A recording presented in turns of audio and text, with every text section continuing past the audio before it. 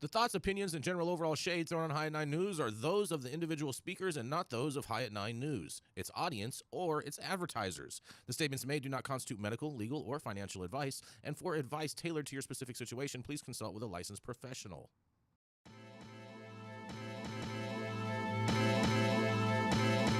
Welcome to the High at 9 News Hour, where you will hear from cannabis industry experts and professionals from around the country talk about important topics while shining light on global issues and discussing cannabis as it relates to politics, regulation and reform, data and technology, science, research and medicine, family and parenting, art, celebrities and entertainment, fitness, sports, mental health and wellness, and plant-based medicines and entheogenics.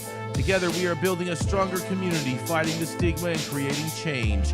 With your hosts, Jason Beck and Rico Lamitte, joined by special industry expert correspondents from around the country, and daily antics brought to you by Cannabis. Coming to you live every Monday through Friday at 9 a.m. Pacific Time and high noon on the East Coast. And thank you all for getting high at 9 with us.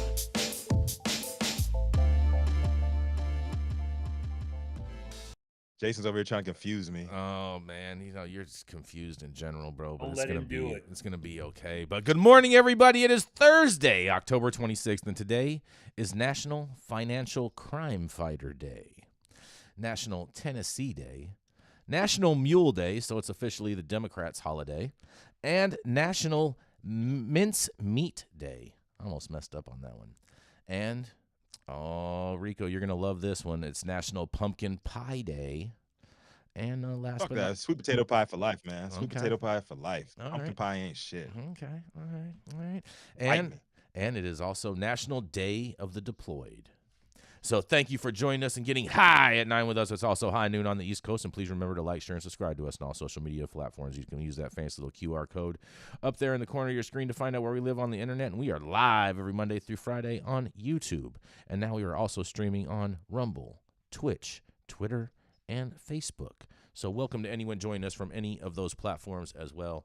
And we are going to kick it off with the dope dad himself. That's right, it's Rico Lamitte, who finally maybe has a soundboard working together. But we are not sure on all of that. And who loves vaping, apparently. Oh, look at that. He got a soundboard. Look at that. Oh, boy. It is the dope dad himself, Rico Lamitte. Kill that little golf clap, Jason. I love the golf clap, bro. That's fucking great. Thank you. So my story is coming out of New Jersey today, where I implore you all to follow the money.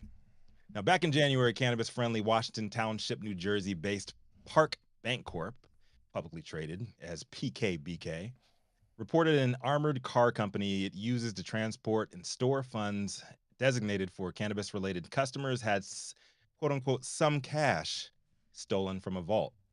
That was 10 months ago. Now, after contracting an outside accounting firm, Park confirmed some cash amounted to roughly $9.5 million theft, prompting the bank to book the loss in the third quarter. As a result, profit for the Southern New Jersey and Philadelphia area institution fell 90% to $1 million, or just 8 cents a share, it announced Wednesday.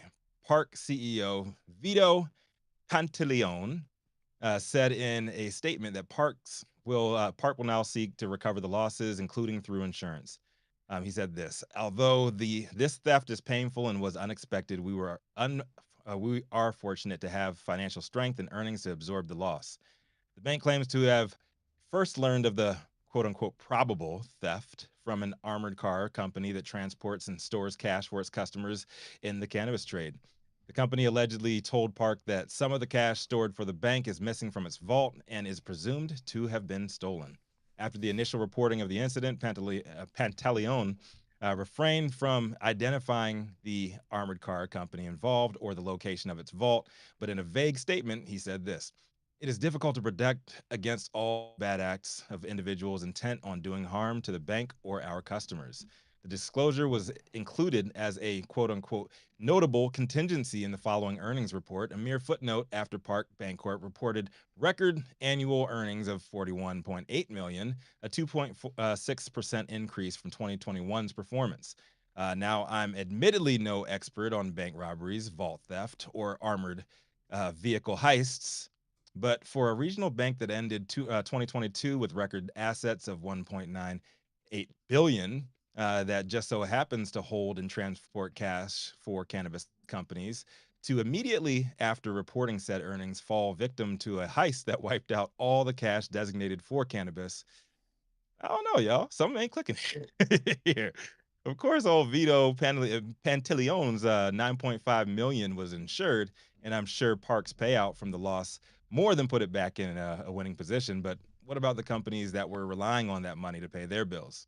I'm not saying that the bank director's list of best U.S. banks of 2023 honoree is actually a predatory lender here, most likely involved in whatever went down in the alleged vault theft of said unnamed armored transport company. I'm just telling y'all to follow the money.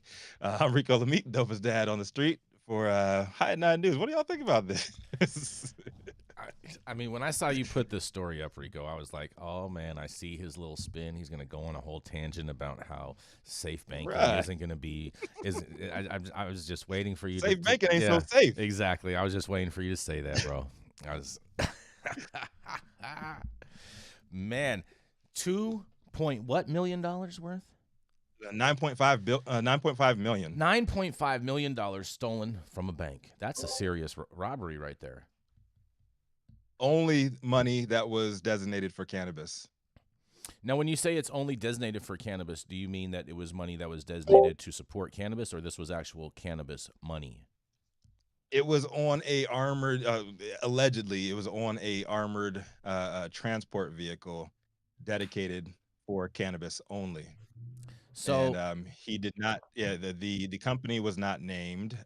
It was immediately after they announced his big earnings. So I have a question, because we all know that there's no way in hell that all the stores in New York are doing that much revenue. New Jersey or New Jersey doing during that much revenue. So I'm wondering, are they also bringing in trap shops in with this? I don't know, man. Follow money. I'm just saying. I don't know.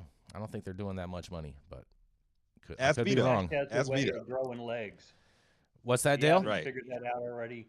And I've been involved in many businesses where large sums of money just all of a sudden the math doesn't add up. What could happen to it? Well, when was it stolen?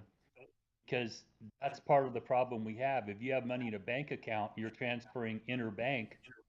Someone can't walk in and grab a package with $1 million of cash in it, and it's not that hard to do it in our industry. It's concerning because you can't go to a bank or they close your accounts down, so you get stuck with these all around your money, and hopefully they're going to store it and not lose it types of companies.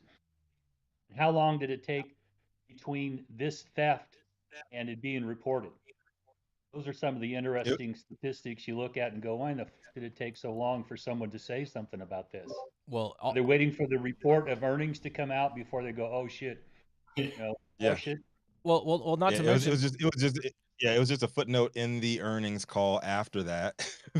So and then 10 months later, they mark it up as a loss for Q3. I mean, this bringing their earnings to just $1 million last quarter. This sounds super sketchy to me, and I also wonder super sketch. I also wonder too, why wouldn't any of this money, if it was all from legitimate proceeds, why wouldn't any of that be insured by the carrier? The money was insured by the bank. We don't know who the carrier was. Well, he never named the carrier to the bank. Well, like, I mean, I'm so confused on the story. It sounds like the criminals knew who the carrier was. Somebody knows who the carrier was. Yeah, exactly. Somebody knows. You would think if you were the CEO of a bank, right? You would put word out who this carrier was, so people know like they were not prudently armoring your cash. But we don't know who the carrier was, Jason. They did not announce who it was. Maybe it was a pigeon. You heard of a carrier pigeon? I Maybe it got was carried away. Yeah, maybe it was Mike Tyson. He got these pigeons to, you know what I'm saying, go and pick up all these bags. Could be, man. He's I'm doing work out in, New sorry for my tardiness. I didn't actually know how to get in here. I'm sitting here trying to figure it out. I've been in the on the app for a while now, trying to get in here. And I'm like, it's High 9 News. There we go. I need to hit a joint. Yes, I'm here. Welcome, Anthony. Tony, did you by chance on the way to the studio this morning pass a bank vault with $9.5 million? No, consequently, I'm fortunate enough to have this big studio on the southwest wing of my house. So I just got up and I just walked over this way. You just walked down and the opened corridor? The door, and then came. Yeah, I'm serious. Like, I went down the corridor. I went up. Yeah, I went up. I came down the corridor and I opened the door and I came in. Did you pay $9.5 million for that house? Absolutely not. No, absolutely not. No. Oh man, what do you think about this, Rachelle? Who spent $9.5 million on a home? That's a lot of house. What do you think about this, Rachelle? I don't know. It sounds, to your point, super sketchy. I feel like it was probably some kind of inside job. It's very convenient that the events played out in the order that they did. Put it that way. And from my understanding, Rico, at least from how I interpreted how you delivered the story, they reported this like late. Like they didn't report it like right once it happened. They reported this like later on. They reported it weeks after it happened in January, and then nothing came of it in January. So now 10 months later, they said that they hired an outside accounting firm, and the accounting firm said that they confirmed 9.5 million was missing. And luckily, this is after they had a record earnings. Luckily, all of the money was insured, so no harm, no foul, I guess. Yes, man, oh man. Someone came up. That's why we insure things, so things can go missing, right? That's what it sounds like to me, Anthony. That is exactly what this sounds like to me. This is ridiculous. Yeah. Someone came up, and I'm willing to bet. I agree with Rachelle. I think this is definitely some type of inside job somewhere, somehow. That's gotta generally, be. Yeah, it's generally, yeah, like, and just for the pure and simple fact that it wasn't reported exactly when it happened is already, to me, sounds sketch. And who was the transporter? Who was the armor? Who was the armored car service that they were using? I thought we figured that part out. I thought it was the pigeon armored truck service. Oh yeah, pigeon armored services. Yes, yes, just to come and fly away with your cash. Yes, I do. Man, well. We're gonna keep this show rolling. We're gonna roll right into a commercial, and we're gonna be right back. How's it going, guys? Saman Razani coming to you from Green Street here with Jason Beck, smoking on the best weed in the world. Did you know that we have an audio-only version of our podcast available on Apple, Google, Amazon, iHeartRadio, and Spotify? Tune in now and check it out.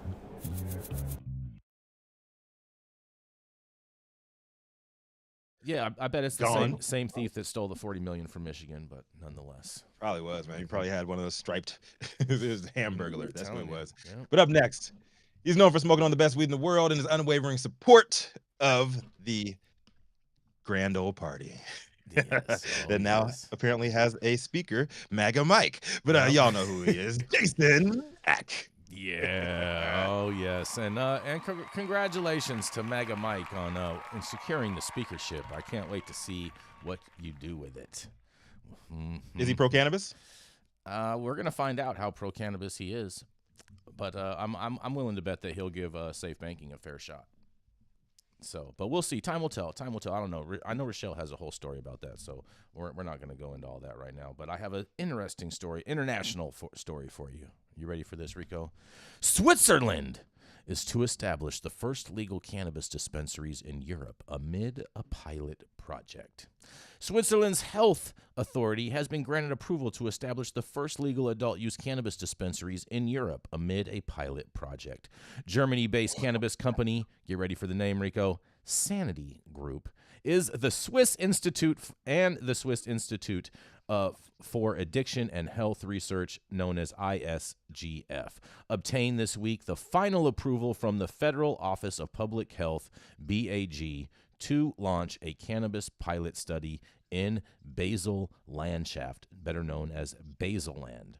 The approval comes after receiving the green light from the Ethics Committee Northwest and Central Switzerland last year.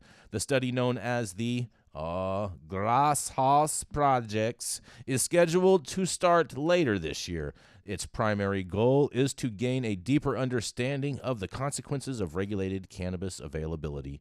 The knowledge gained from this study will play a pivotal role in shaping potential cannabis regulations in Switzerland.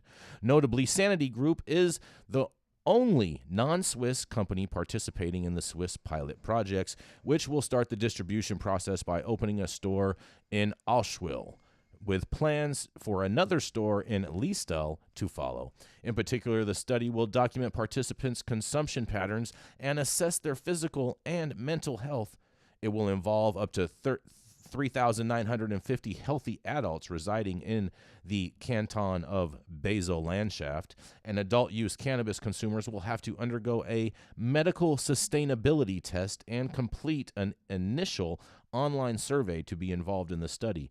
If they are successfully admitted to the study, they will be able to legally purchase cannabis at designated points of sale in the future, facilitated by a participation card.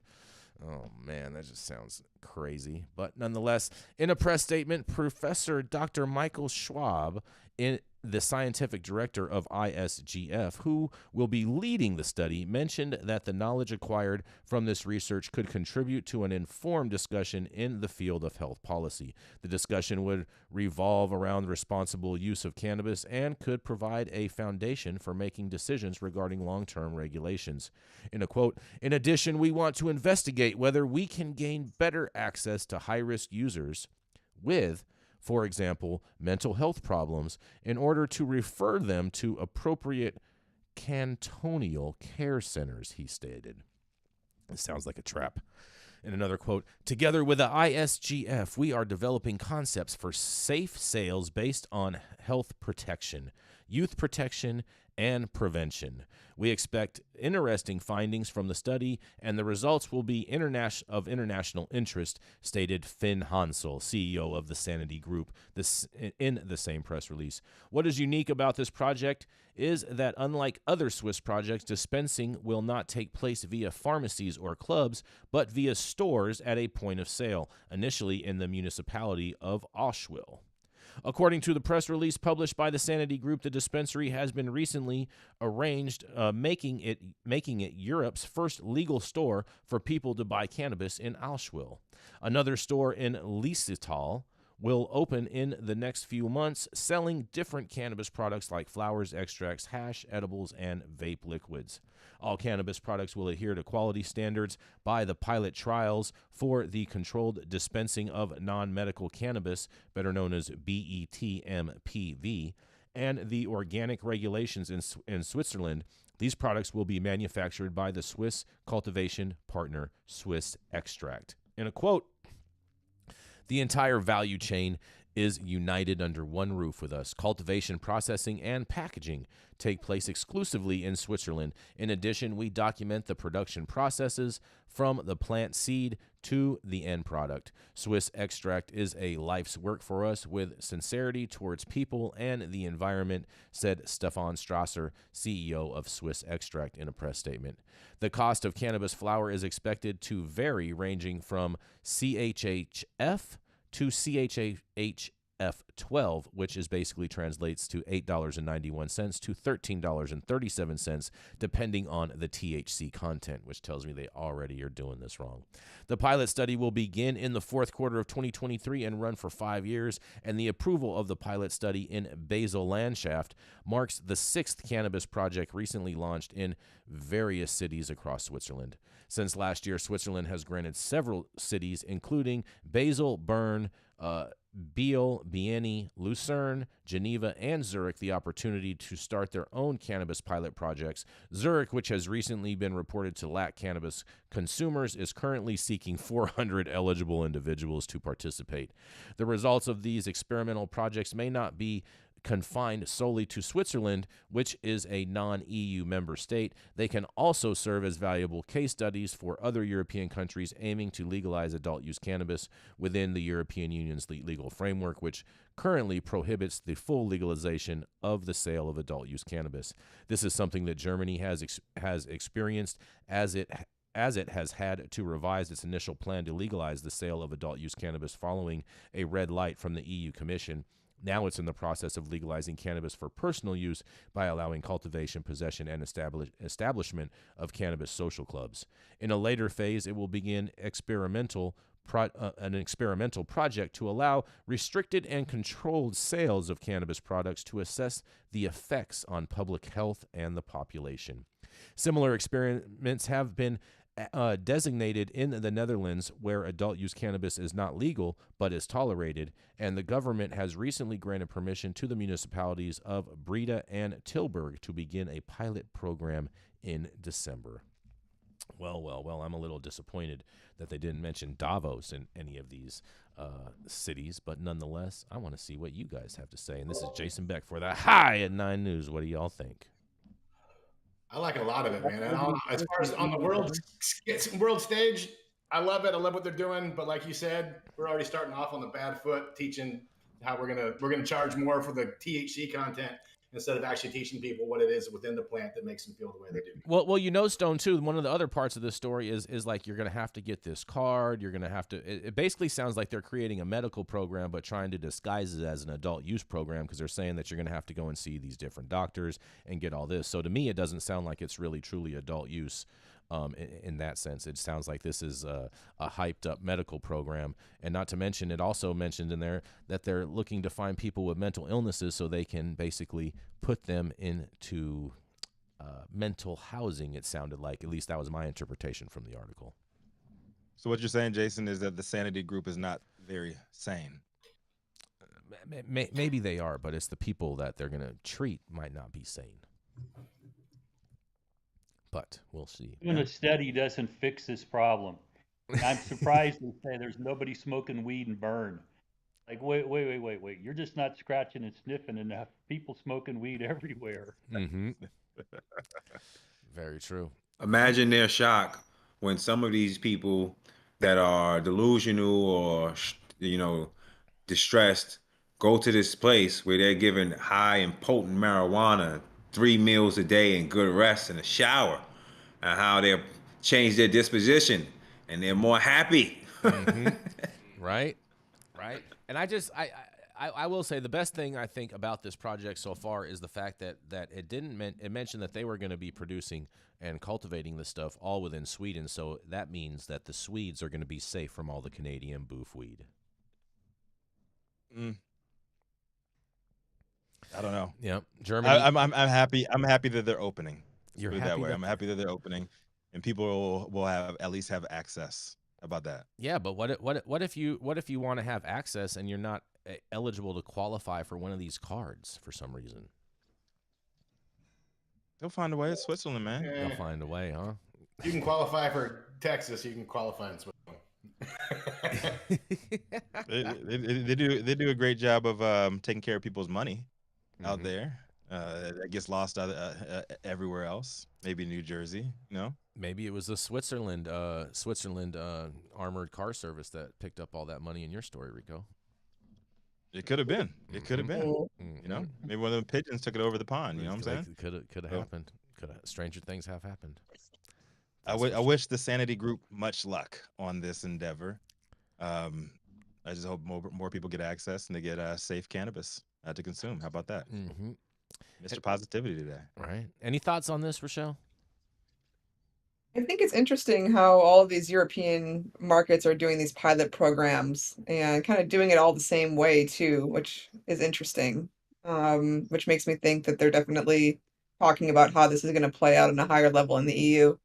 Well, yeah, and like And they're all labeled as pharmaceutical groups too. well, yeah, and it think also there's a it also connection. referenced that Germany wanted to start with full use adult use sales as far as like with dispensaries, but the EU prohibited that. Yep. See, another union bust, basically. See what I'm saying, Rico? Mm-hmm. Most of the companies over there are union, aren't they? Just saying. It's European Union. Yeah, I don't think they're busting up unions over there. I think they just do a better job of governing their people. They have less dysfunction, like we do here in America. I don't think that we have dysfunction in here. I think we have open ideas and allow for those free discussions of ideas, and it just kind of looks messy Planned sometimes. obsolescence. Yeah. Well, nonetheless, we're going to keep this train rolling. We're going to roll right in to everyone's favorite attorney, Mr. Dale Schafer. He is the founder of Armada Law Practice, and at one point in time did some time for a cannabis crime. That's right. It is Mr. Dale Schafer. Good morning, everybody. My story this morning is a cautionary tale. Comes out of the Law 360 and Medford, Massachusetts.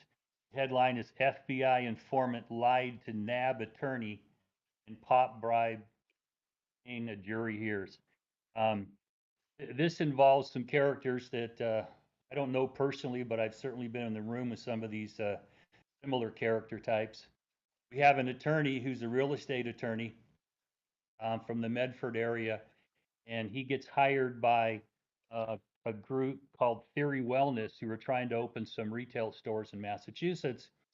I don't know if this guy knows shit about marijuana or cannabis law, but he did know the brother of the police chief in Medford, and they set up a commission to review the applications. This is where it starts to get a little interesting. This attorney approached the brother of the police chief of Medford, inquiring about what it would take to get a favorable review from his brother, the police chief, and lean on the mayor to get this company to one of these local licenses. Now, as soon as this attorney approached the brother, he went to this brother, the police chief, then called the FBI, and this game was on like Donkey Kong. And the cautionary tale is that if you're at a meeting and somebody tries to ask you for money to assure you that you're going to get something from the government, your butt should pucker a little bit, and you should wonder, am I being taped?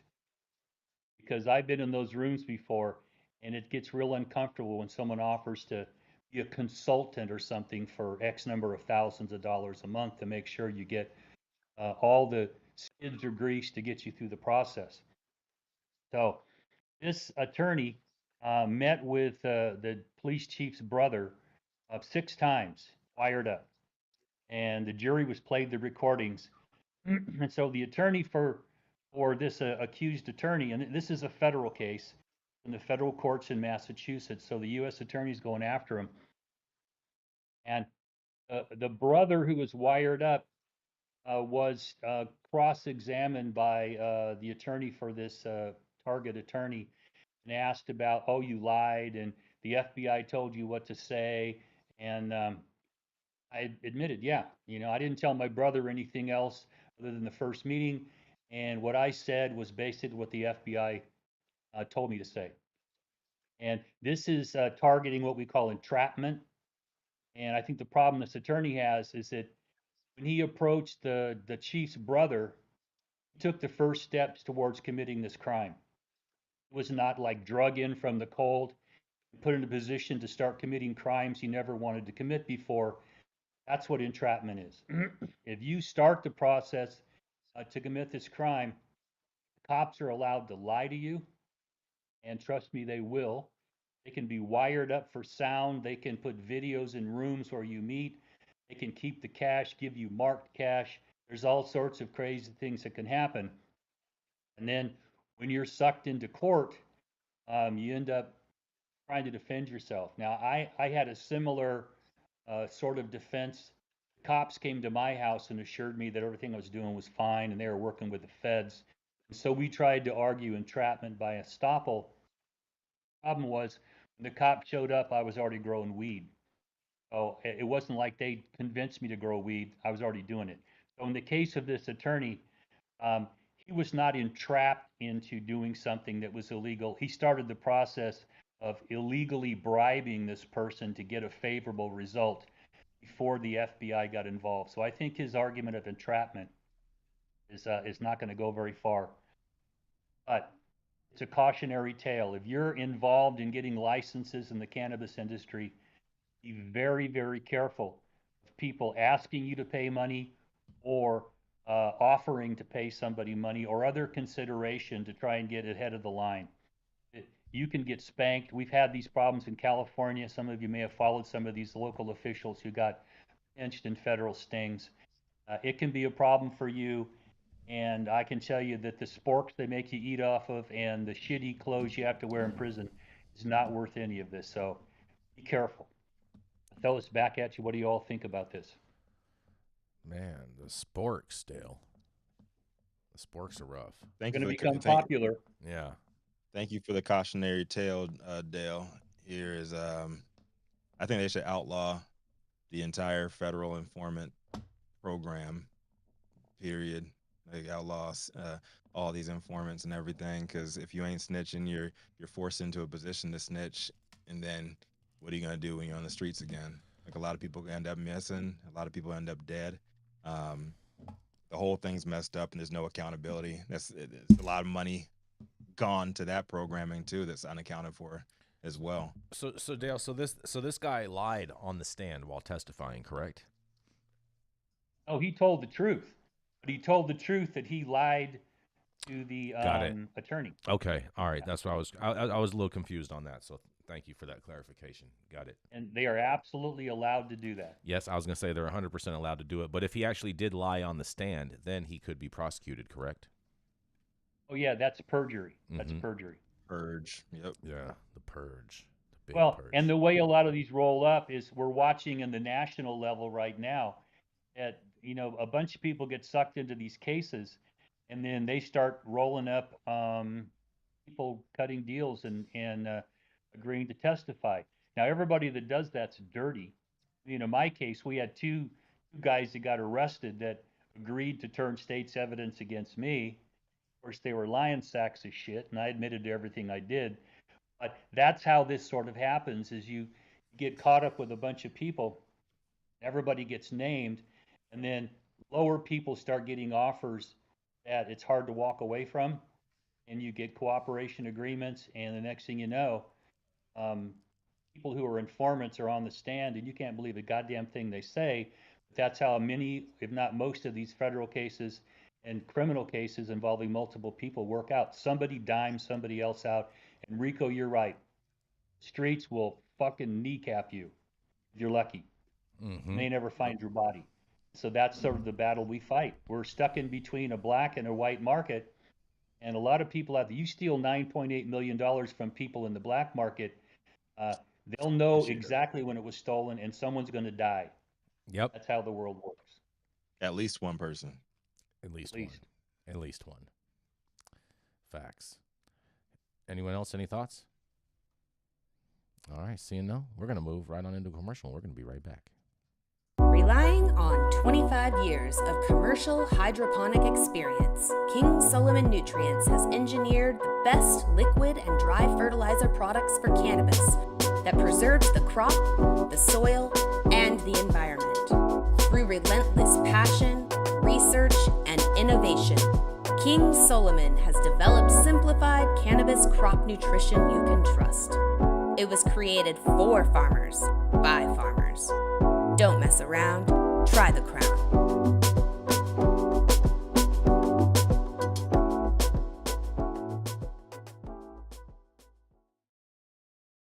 I did time in the feds. I did 6 years in the feds. I was in Otisville. I was in Lewisburg. I was in Fort Dix. I was in MDC and MCC, and I was comfortable everywhere I was at. Anthony. But all I know is that the people there, they be telling. And when you just look, it's like everybody's like, we call it cars. So if you from New York, you in the East Coast car, because it ain't really a New York car, it's an East Coast car. We're going to ask you to see your paperwork. We're going to have something called the paperwork party. You're going to bring your paperwork. We're going to check your paperwork to make sure you don't have a 5K1.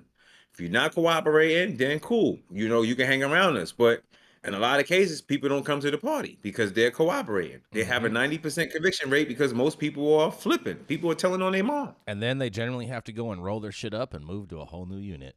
But on that, And then no. Listen, They're killers. People like Alpo, who told, but who will murder you. Let's not get this construed with just because he ratted somehow that he's soft. I didn't say that. Sammy the Bull. I didn't say Sammy that. the Bull I killed didn't say that at 19 all. people. I said generally they No, have I'm to just- they have to roll their stuff up, but we got to keep the show going because this is Yeah, off let's keep it topic. going, This is let's off keep it topic. Whatever you're doing, make sure that you hit that like button. Make sure you hit the subscribe button, and of course, all the articles you can read on our website at www.highat9news.com. I'm Jason Beck, and this is Smoky Vanilla.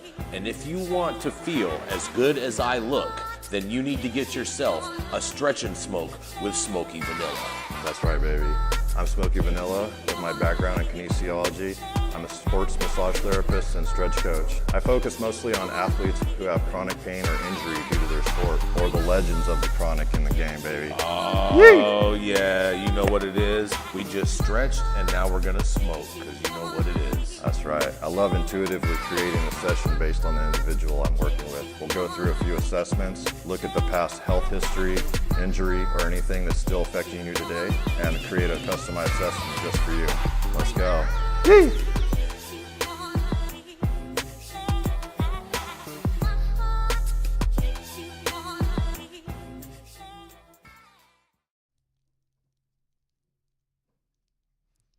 And we're back. Oh, yeah. Coming to the stage is a cannabis and psychedelics reporter and editor over at Green State.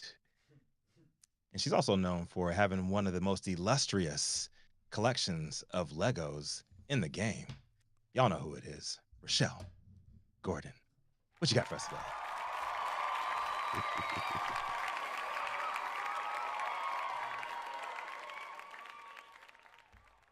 You're muted, though. I think you're on mute, Rachelle.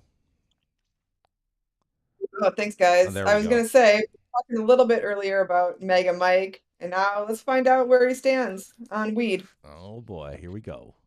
Yeah. So, after weeks of bureaucratic chaos, the U.S. House of Representatives finally has a new speaker. But is it bad news for cannabis advocates? Representative Mike Johnson was elected unanimously as Speaker of the House by Republicans this week, returning some semblance of normalcy to Congress. But the lawmaker has consistently voted against cannabis reform during his tenure, twice saying nay to the Safe Banking Act. The new speaker also opposed legalizing marijuana in his home state of Louisiana and opposed the Federal Medical Marijuana and Cannabidiol Research Expansion Act. And he has reportedly spoken out against medical marijuana, citing religious reasons as his opposition. But meanwhile, the Safer Banking Act recently cleared a key Senate committee heading for a full floor vote. With widespread support on both sides of the political aisle and previous passing in the House, the bill will likely proceed. Representative Earl Blumenauer, co-chair of the Congressional Cannabis Caucus, believes that bipartisan support for certain marijuana bills will supersede Speaker Johnson's personal beliefs. Quote, in the words of John Boehner, there is a tradition of speakers who evolve on the issue of cannabis, Representative Blumenauer said in a statement, as reported by Marijuana Moment. While I do not know if this is going to happen anytime soon with Speaker Johnson, his commitment to an open process and the growing support we have for safe banking and the Veterans Equal Access Act makes me optimistic that progress can be made this Congress. However, conversations around cannabis are another story, with Speaker Johnson opposing reform and a laundry list of other priorities for lawmakers to sort out, including the ongoing conflicts in the Middle East. Congress may delay cannabis reform altogether. The same goes for the Farm Bill, which was due for renewal this year. The bill offers guidance for the emerging hemp industry and many expected updates on the legality of hemp-derived cannabinoids like Delta-8 and HHC. While it remains to be seen whether the newly minted speaker will play a pivotal role in potential federal marijuana legalization or reform, speculation is indeed taking off. But only time will tell how the cards will fall, and in a major election cycle, it could be a battle to the finish line. So, that was my story for Green State. I'm curious what you guys think. Like, does this guy have a role in how cannabis reform will play out, or is it beyond him?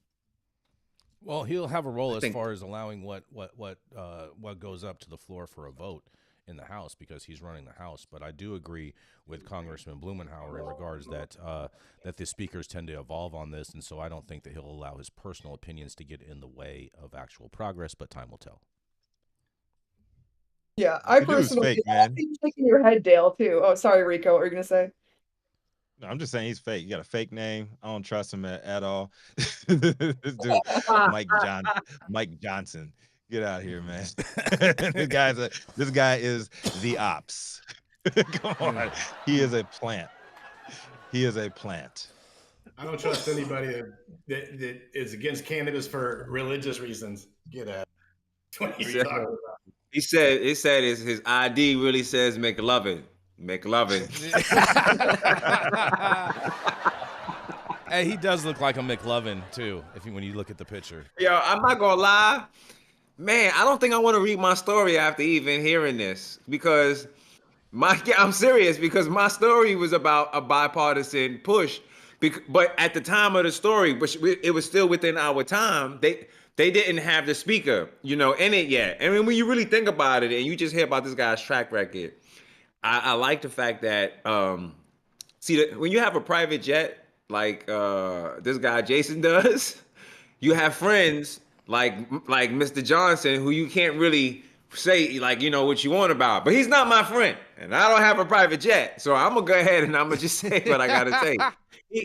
It makes me feel like there isn't a snowball chance in hell while he's speaker. Any real legislation will come out of that house that will be substantial enough to say we have real legalization for marijuana. I just don't see it. He just against everything. I disagree with that because there's a difference between not being opposed to it and a difference between not being opposed to it and a difference of allowing for progress or not trying to hurt or stifle. And there's a big difference, and people need to understand that there's certain members of Congress that are totally against this and are trying to stop any progress or are defectors, and then there's some that just don't support it but don't care one way or the other, and if they have to vote for it, they're just going to vote no.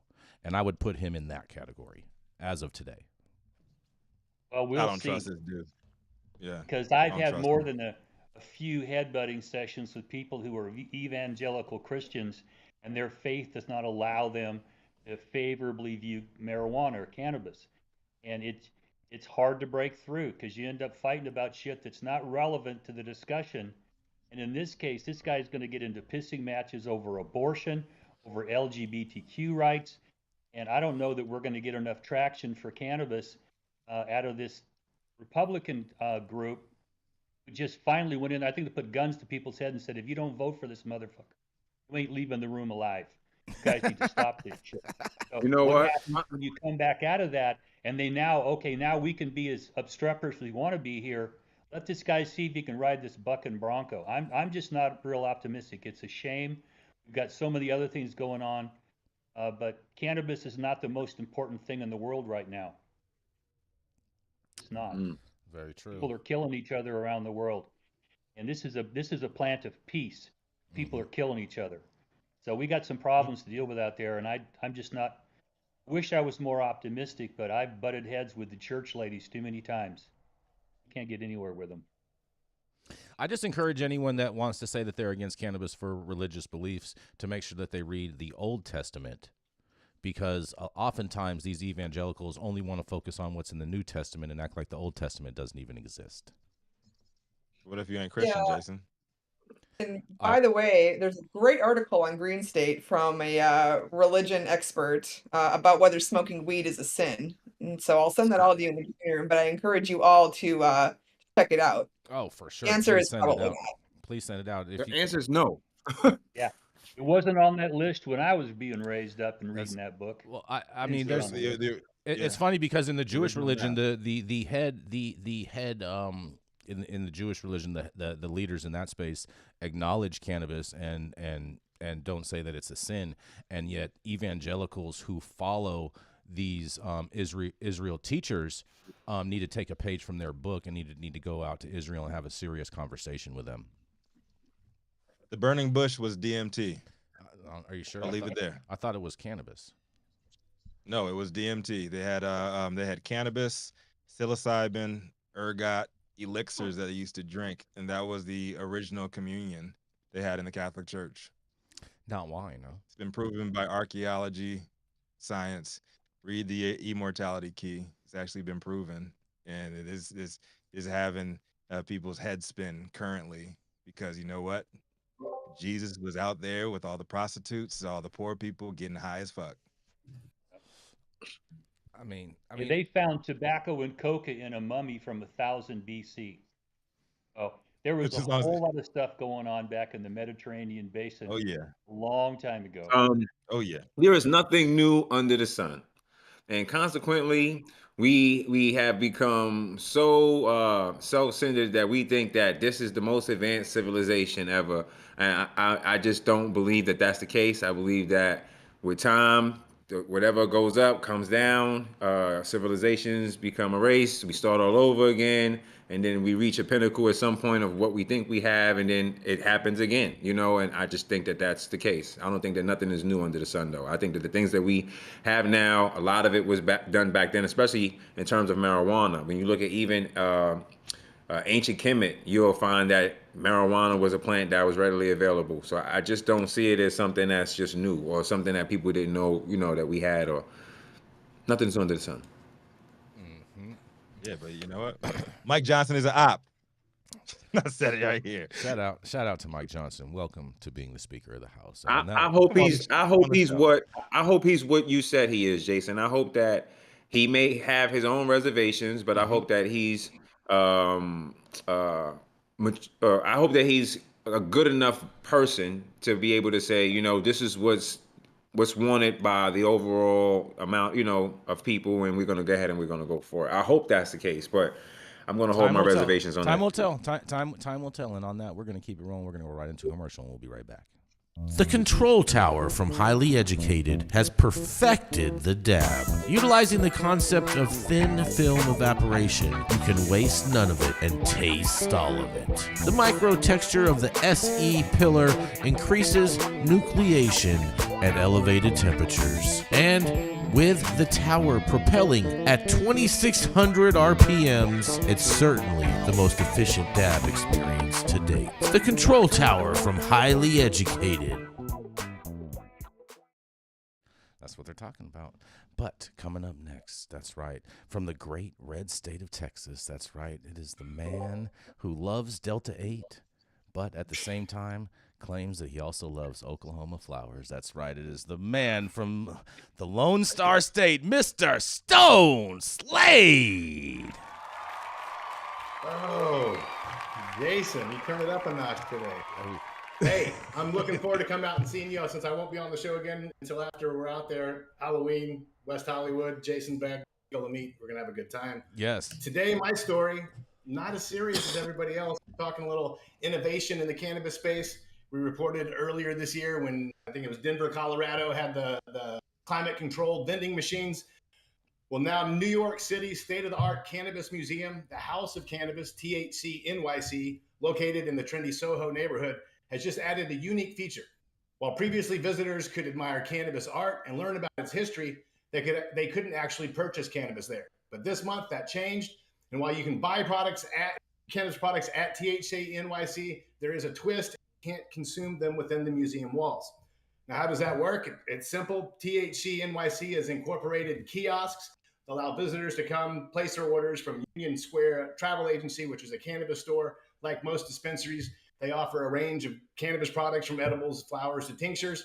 They deliver your order to the museum within an hour. It's pretty much like placing an order at a takeaway from your favorite restaurant. Ooh, hard one. Paul Yao, the CEO of Union Square Travel Agency, views this collaboration as the future of cannabis hospitality.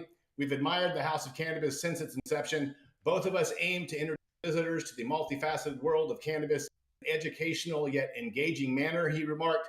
This delivery service exemplifies the kind of innovation hospitality in the cannabis industry is progressing to. Now, while you may not be able to indulge on the premises, THC NYC ensures a psychedelic journey for its patrons. They opened earlier this spring. The museum houses an array of immersive experiences from the Emporium, which is a musical odyssey, the Joint, an ever-evolving art exhibition, hydrodome, a mesmerizing brainwave video display, and there's something for everyone. There's even a munchie-centric cafe for when hunger strikes. But THC NYC isn't just about entertainment. They span 4 floors, covering 25,000 square feet at 427 Broadway. The museum intertwines art, science, a profound look into the social justice implications surrounding cannabis prosecutions. It's an enlightening experience tailored to captivate both cannabis aficionados and the uninitiated. In the near future, THC NYC plans to roll out music events, film screenings, a joint rolling masterclass, and an intriguing hot box experience. I'm hoping that means that you'll be able to smoke within the premises. They also intend to host discussions centering on social justice, health, and wellness. And if you're pondering what to do while waiting for your cannabis order, they provide ample distractions. You can wander through the exhibits, pick up souvenirs from the gift shop, enjoy a snack in the cafe. For those interested, it's $35 to go in. However, if you're just there to make a purchase from the kiosk, no admission fee is required. I'm Stone Slade, reporting for the High News. So if you want to make a purchase, there's no entrance fee. They waive that. They waive that. That's, well, it's out. I don't think it's actually inside. It's outside. You make your purchase. You're not, I mean, they'll let you in the gift shop, I'm sure. Is this like a red box? Is this like a red box for weed, Stone? A red box. Not exactly. I mean, at least it's being delivered from a dispensary. The Colorado had the actual vending machine where products were kept inside the machine. So, I mean, who knows what you're going to get at the end. Hopefully it's a quality product. I mean, I had a vending machine long before that, but it was just your basic vending machine. You came inside, put your money in, and a bag would fall at the bottom. Did COVID kill Redbox? It might have. I've seen them. They're out there. Yeah, they exist. I see them out there too. Okay. Maybe just in Texas. That's because it's called Redbox. Yeah. Okay. See, there you go, Stone. And the horn. Give him the horn. It's red, man. It's red. You give us soundboard quick enough right now. Oh man. This place is cool though. I've been there. Yeah. The museum. You've been there? Yeah, and they have it's really immersive, and there's a lot going on. Like there's one part where, not spoiler alert, you're like on a big record moving around, like a sound bath situation. But they also have on the top floor, I actually did the show there one time when I was in New York, but they're opening a like kind of a lounge, private co-working event space on the top floor that's cannabis friendly, and it's super sick. They have like really nice green furniture, plants. They have like a whole succulent wall. I think they've had a couple of private events there so far, but they're hoping to do more. And I think that this partnership with the dispensary could have a big role in that as well, especially with the product for the parties. Interesting. It seems pretty cool. They got to add a smoking section somewhere there. Well, she said they're gonna have a smoking section on the top floor, right, Rachelle? Yeah, you can smoke up there, but like it's like a private space. Like people who buy entrance to the museum can't just go up there. You have to like be in the know at this point. But they are going to host events there. So it's like a social lounge in Spain. Yeah, exactly. Okay. So all you got to do is know somebody. Just send the right person the right DM, and you're in. Precisely. Mm-hmm. Let them know you know Mike Johnson. Mike Johnson sent me. Oh man, that was good. That was good. You ready, Rico? Speakeasy to me. 2 flights up and ask for Gus. Mm-hmm. Yes, indeed.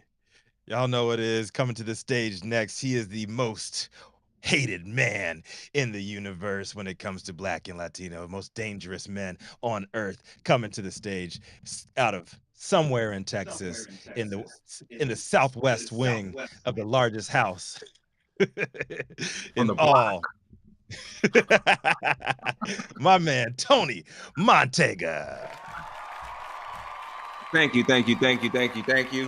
And I want to thank all of my co-hosts here today, and to everyone out there that is currently affected by the tragic shooting that just took place. We want to send our condolences and our prayers to all of your loved ones and everyone that's been affected, as well as to all the Israelis and Palestinians that are affected by the war. We are sending our prayers and our love to you guys too. So from the bottom of my hearts, we're letting you guys know that we're praying for you. Today, our story is bipartisan congressional lawmakers file marijuana legislation bill, and this is brought by Kyle Jaeger. Mr. Jaeger, I hope I'm saying your name correctly.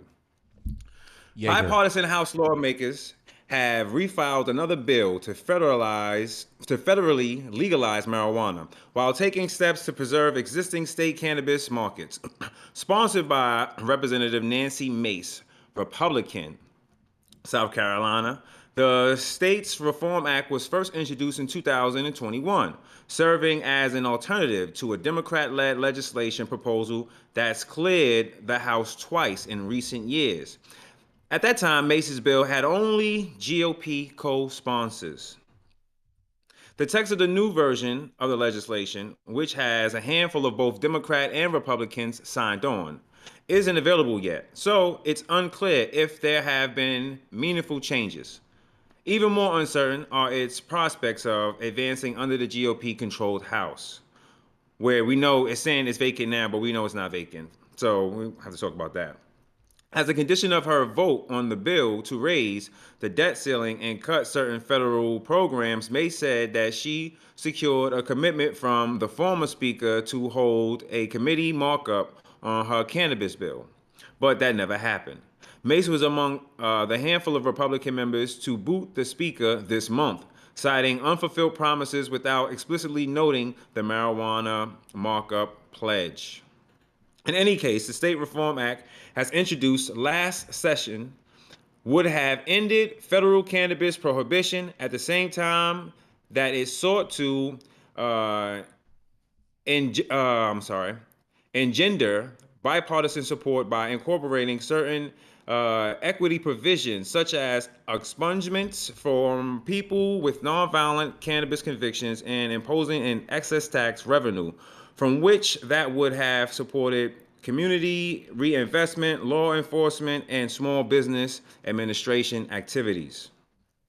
The bill is primarily aimed at having the federal government treat marijuana in a similar manner to alcohol. Cannabis would be removed from the Controlled Substance Act, CSA, with retroactive effects for people previously punished. The bill's original co-sponsors list has changed since the last version. Representative Tom McClintock, Republican, California, stayed on, but Representative Brian Mace, Republican of Florida, co-chair of the Congressional Cannabis Caucus, is not listed as a co-sponsor this round, nor is the late Representative Don Young, Republican of Arkansas, who the Florida congressman replaced on the caucus. Representative Peter Maher, Republican of Michigan, was the last. Michigan was on the bill last, but lost a primary challenge in 2022. This time, Representative Matt Gaetz of Republican of Florida has joined as an original co-sponsor along with two Democrats, Representative Dean Phillips, Democrat, Minnesota, who is expected to challenge President Joe Biden for the 2024 Democratic presidential nomination, is signed on, as is Representative David Throne, Democrat of MD, which is Maryland, I believe. Marijuana movement reached out to Mace and Mass's offices for comment about why he is not on the bill this time around, but representatives were not immediately available. During the last Congress, Mace emphasized that she wanted to build bipartisan support for the legislation, but at no point did it garner additional co-sponsors beyond those who signed on at its introduction. Under the legislation as filed last session, federal cannabis convictions would have needed to be expunged within 1 year. People affiliated with cartels or who have been convicted of driving under the influence would not have been eligible for the relief. However, Mace's office estimated that about 2,600 people would be released from federal incarceration under the provision. There would have been a 3% federal excess tax on cannabis under the bill. Revenue from federal marijuana taxes would have gone to a newly created law enforcement retraining and successful second chances fund, and distributed to programs under the Bus Crime Control and Safe Streets Act, the Edward Byrne Memorial Justice Assistance Grant JAG program, the Community Orientated Policing Service Hiring Program, a new successful Second Chances program under the Small Business Administration SBA, Veterans Mental Health Program, state programs to combat opioid addiction, and efforts to prevent youth cannabis use. The Treasury's Department Alcohol and Tobacco Tax and Trade Bureau (TTB), which would have been named, which would have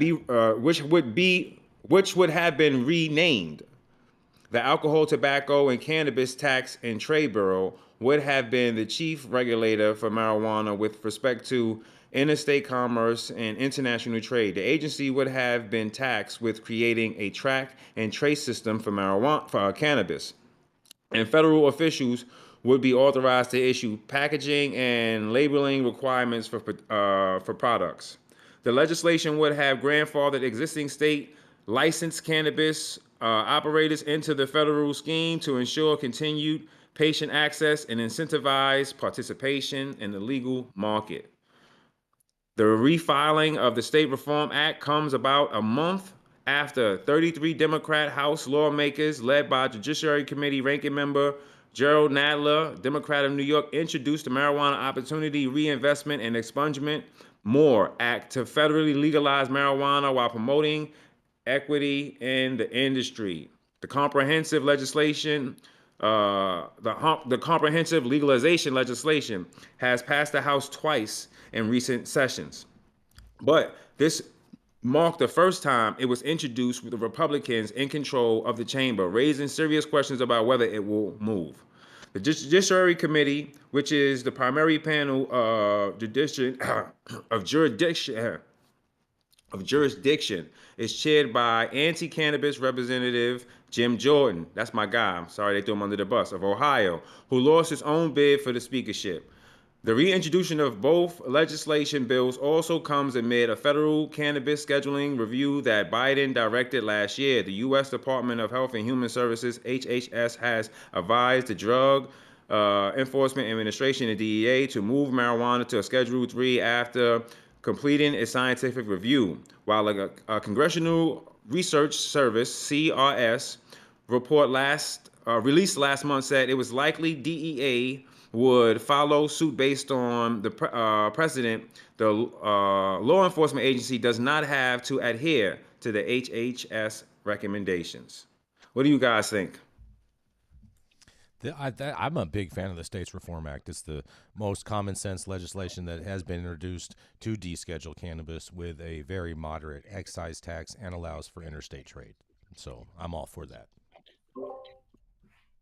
I like the fact that it's going to go back to and give relief to 2,600 people that shouldn't be incarcerated in the first place. And it's mind-boggling how you can actually pinpoint that there's 2,600 people that it would directly affect, and we're not even doing something about it right now. You know what I mean? Like, even if we couldn't get to it at a point where it's just federally legal, we could get to the 2,600 people that you know are currently incarcerated and shouldn't be incarcerated. You understand? Like, you know there's 2,600 people incarcerated, right? Like, you have the whole number right here. Won't you just do something about that while you're trying to still figure this out? Why is it 2,600 people still needlessly suffering for something that you know they shouldn't be suffering for? Everyone right now is actually debating about it. Like, the people should, even Congress should be able to just, send letters to the judges and say, hey, won't you reconsider releasing these people back, into society and letting these people be with their families until we figure it out? Because how many more years could this go on? And then these people are just sitting behind bars needlessly for no reason. Right. I think I would have more respect for Nancy Mace if she actually brought up this as one of the reasons why she wanted to oust Kevin McCarthy. I think she would have a lot more support from cannabis consumers across the aisle too. So that's my take on it. What I think is hopeful is that we've got bipartisan support to get this out of the Controlled Substances Act and put it into more of a position that we have with alcohol and tobacco, allow interstate commerce, tax it a little bit. And that would be my preference. I hope that can be preserved as the pissing matches get started now over highly partisan problems. So, I think that's a good sign, but I think we've got some battles coming up. We've got a continuing resolution to bring up in less than a month now, and that's going to be a war.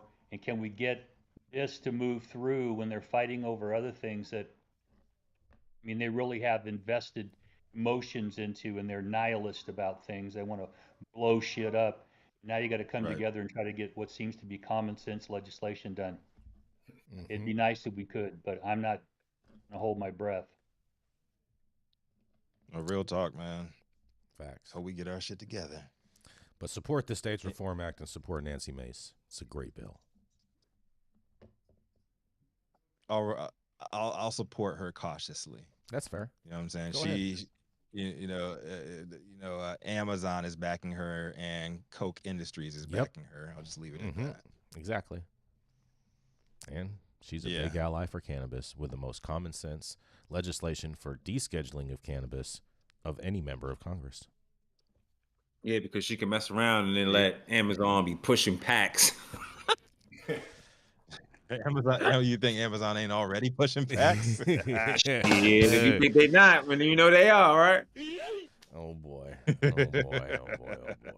Yeah, I think word on the street is they're getting into the armored vehicle business out in New Jersey. But thank you all. I heard they're starting a pigeon farm too, Rico. Wouldn't be surprised. Thank you all for tuning in for yet another episode of High at 9 News. You can always catch us weekdays at 9 a.m. Pacific and, of course, high noon on the East Coast. A big thank you to everybody who tuned in today, all our live audience supporters, to our super fans getting their comments live on the big screen, to our vetted correspondent team from tuning in from all over, bringing us much-needed variety of perspective and your respected opinions to the table, to our production team, and all of our sponsors keeping the lights on, and usually our AV struggles to a minimum. I know I had a couple of this morning, but you know what? We got it fixed, and my mic is sounding real smooth. Thank you for that.